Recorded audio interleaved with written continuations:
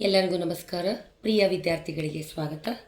ನಾವೀಗ 8ನೇ ತರಗತಿಯ ಘಟಕ 1 ವರ್ಗ ಮತ್ತು ಘನದ ಬಗ್ಗೆ ತಿಳಿದುಕೊಳ್ಳಲಿದ್ದೇವೆ.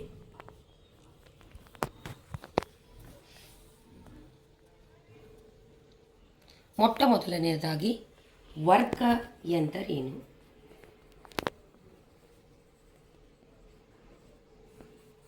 ಹೊಸ ಪಠ್ಯಕ್ರಮದ ಪ್ರಕಾರ ಈಗಾಗಲೇ 6ನೇ ತರಗತಿಯ ಗಣಿತ ಪ್ರಕಾಶನ ಪುಸ್ತಕದಲ್ಲಿ ಅವರು ಗಣಿತದಲ್ಲಿ ವಿನ್ಯಾಸಗಳು ಎಂಬ ಅಧ್ಯಾಯ 1ರ ಪರಿಚಯ ಮಕ್ಕಳಿಗೆ ಇರುತ್ತೆ.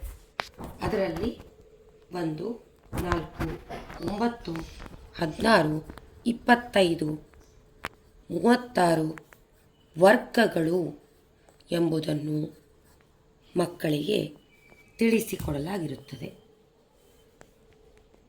ಹಾಗಾದರೆ ವರ್ಗ ಎಂದರೇನು?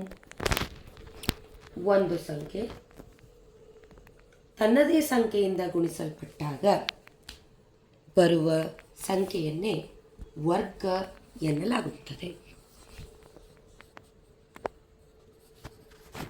ಉದಾಹರಣೆಗೆ 2 ಎಂಬ ಸಂಖ್ಯೆಯನ್ನು 2 × 2 2 × 2 2 4 ಆಗುತ್ತದೆ.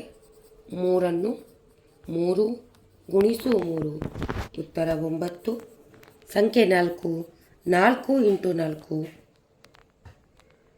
ಉತ್ತರ 16. ಹಾಗಾಗಿ 1 4 9 16 ವರ್ಗ ಸಂಖ್ಯೆಗಳು ಎಂದು ಕರೆಯಬಹುದು. ಧನ್ಯವಾದಗಳು.